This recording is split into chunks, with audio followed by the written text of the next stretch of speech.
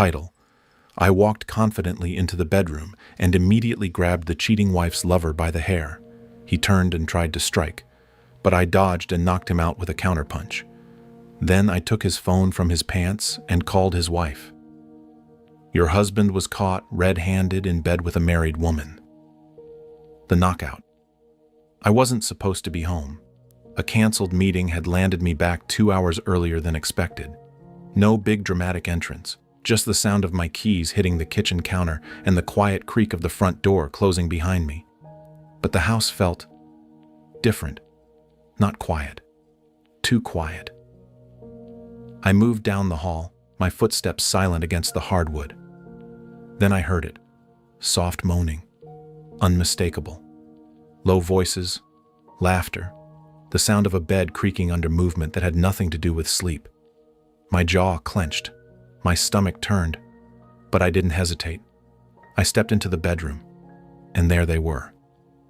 Jess, my wife, sprawled across the sheets, tangled up with a man I didn't recognize. Shirtless, cocky, with one hand on her thigh and the other gripping the headboard. I didn't scream. I didn't shout. I moved. Before he could register what was happening, I grabbed a handful of his hair and yanked him backward off the bed. He shouted in pain as he hit the floor hard, scrambling to get up, but I was already there. He swung, sloppy, wild. I ducked, pivoted, and slammed my fist into his jaw with everything I had. His head snapped back, his legs folded, out cold. Jess shrieked, pulling the sheets up to cover herself. I didn't look at her. Not yet. Instead, I reached down, pulled his phone from the pocket of his crumpled jeans, and unlocked it with his still outstretched thumb.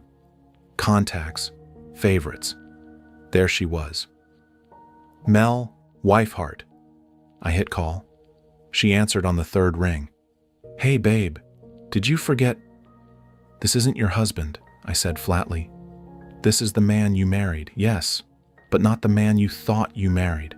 That man is currently unconscious because I just caught him, pants off, in my bed, with my wife.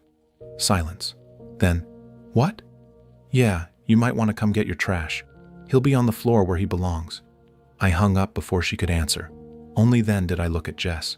She was trembling, silent, as if her voice had been knocked out too. I didn't say a word. I turned, left the room, and went downstairs to make coffee. Because this was only the beginning. When the doorbell rang, I sipped my coffee slowly. Not because I needed the caffeine, but because I needed the stillness, the control. I knew if I went back upstairs now, I'd lose the grip I'd just spent the last 10 minutes painfully tightening around my own rage. So I waited for the next move. It came faster than I expected. Ding dong. I stood up and calmly walked to the door.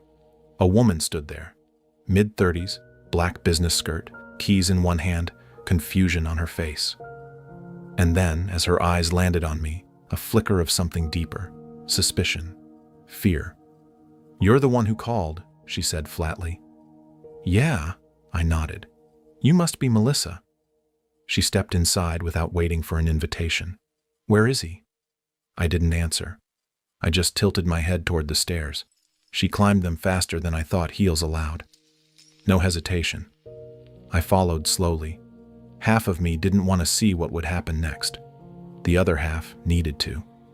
When we got to the bedroom, he was awake, barely, sitting on the edge of the bed, holding an ice pack to his jaw that Jess must have gotten from the freezer. Jess stood near the dresser, dressed now, shaking like a leaf.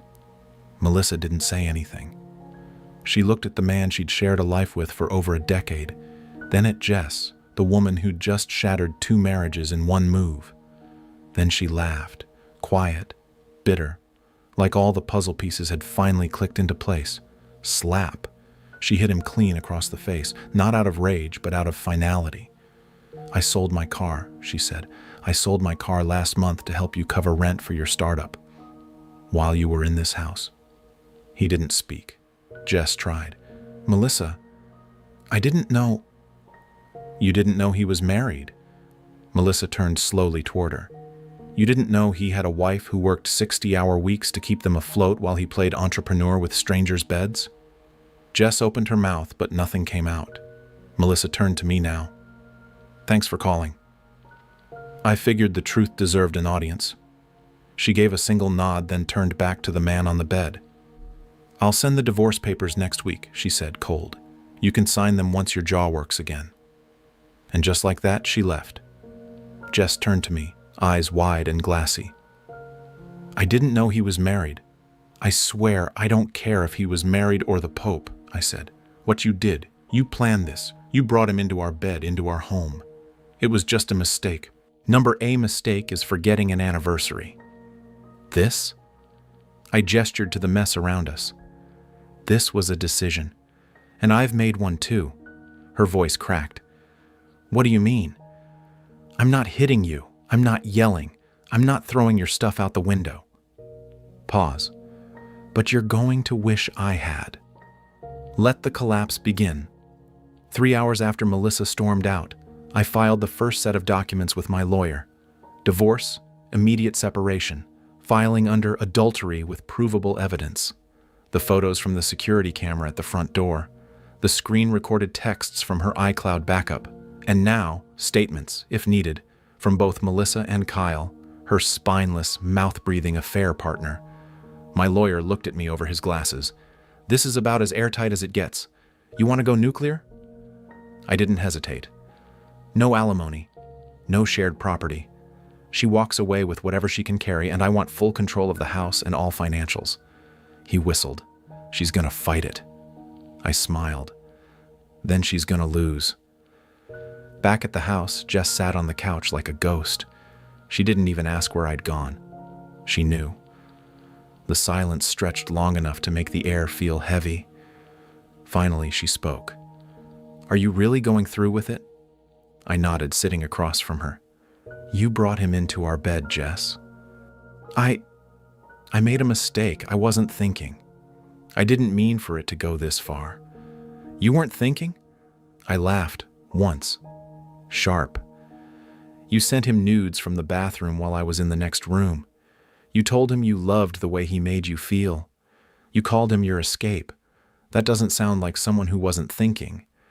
That sounds like someone who got bored and didn't have the guts to say so." She flinched like the words hit her harder than my punch had hit him. "You said we were in a rut," she whispered. You were in a rut. I was building a life." I didn't scream. I didn't call her names. I just handed her the sealed envelope. She opened it. Her hands trembled. She read the words: divorce petition, distribution of assets, list of evidence. She looked up, eyes red. "You already filed." I met her eyes. "I filed before the blood dried on his mouth." But it wasn't just the marriage I was cutting her off from. It was the comfort. The car? In my name. I reported it as being transferred. She had 48 hours to return it, or it would be flagged for repossession. The bank account? I moved my funds out the moment I left the lawyer's office. The credit cards? Disabled. Her favorite gym membership, her online subscriptions, her phone plan, all connected to accounts I owned. And I gave her 1 week to find somewhere else to stay. "You chose to be with him. You don't get to live off me anymore." At first she was stunned. Then the denial turned into begging, tears, apologies. She even tried guilt. "You're really going to leave me with nothing?" "No," I replied coldly. "You did that to yourself. I'm just giving you the invoice." The pushback and the lockdown. It took 2 days for Jess to snap out of her shocked silence and switch into her next phase. Damage control. She came to me with soft eyes and a new tone in her voice. Not desperation this time. Strategy. "Maybe we could slow this down," she said carefully, watching my face. "Work through it. I've been reading about counseling." I didn't interrupt. I let her speak. I let her hope. Because that made what came next hit harder. "Jess," I said, "you're not coming back from this. You chose a stranger over me. You let him walk into our home, into our bed, and didn't even lock the door. There's no version of this story where we work through it. There's only the ending, and you're lucky I'm giving you a clean one." She stood still for a moment, processing. Then her face hardened. "So that's it? After everything we built, you're just going to throw it all away?" I tilted my head slightly. You mean like you did with your clothes that night? She opened her mouth to fire back, but nothing came out. She made her next move the following day. She called her mother, then her sister, then her two closest friends. I saw the texts later. She painted me as cold, heartless, emotionally abusive, claimed I snapped without warning, that I overreacted to a fling, that she was trying to fix things, but I had become violent and unstable. And just like that, the smear campaign had begun. What she didn't know? I was ready for that too. I'd already shared the full story, with receipts, with a very select few people. My boss, to avoid any awkward workplace fallout. A few mutual friends who had already sensed something was off. Melissa, the lover's wife, who had plenty of reason to echo the truth. I didn't make noise online, didn't post a rant, didn't drag her name through the mud. I did something worse. I made sure no one believed her version of the story. I forwarded the texts, the screenshots, the video. The same friends who had once been neutral started backing away from her in silence. By the time she tried calling my mother, crying, begging for sympathy, my mom was already armed with the truth. I raised a good man, she told her, and you walked all over him. Don't call here again. Jess tried one last play. She marched into the law office with a counter-proposal, wanted half the house, half the savings, compensation for the emotional distress I'd caused by publicly humiliating her. My attorney smiled across the table, then handed over a file labeled evidence package, 30 printed pages of time-stamped messages between her and Kyle, GPS data from her phone syncing with his location, photos of them together, some in public, others not.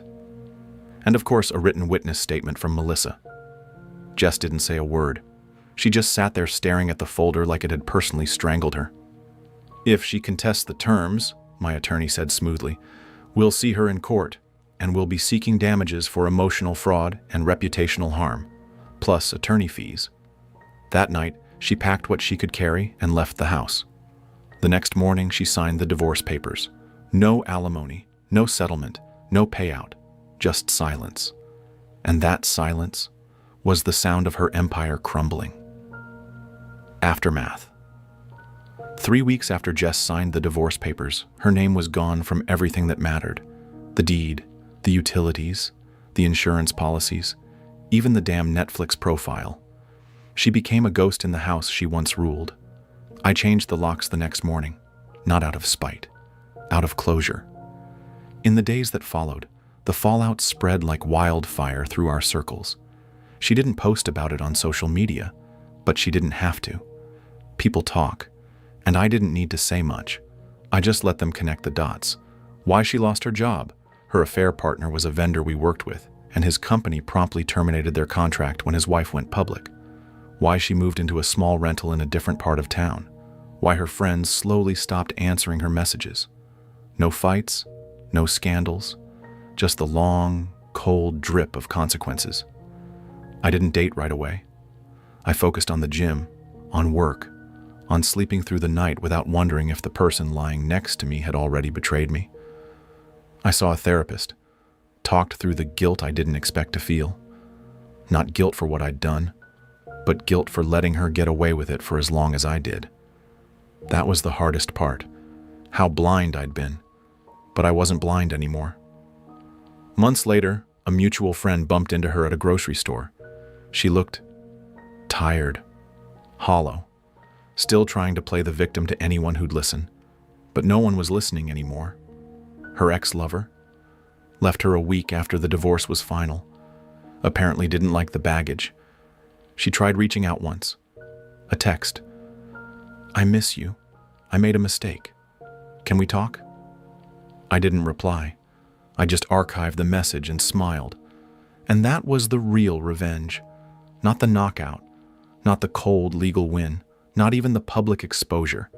It was the fact that she had to live in the wreckage she created, while I walked away and rebuilt, stronger, smarter, and completely untouchable. Was this revenge justified, or did it go too far? Drop your thoughts in the comments below. We want to hear your take And if you love jaw-dropping pro-revenge stories, make sure to hit that subscribe button and smash the like for more thrilling tales you won't want to miss. Every like, share, and subscription means the world to us. It helps us keep bringing you the stories you crave. Your support truly makes a difference. Thank you so much for being part of our community.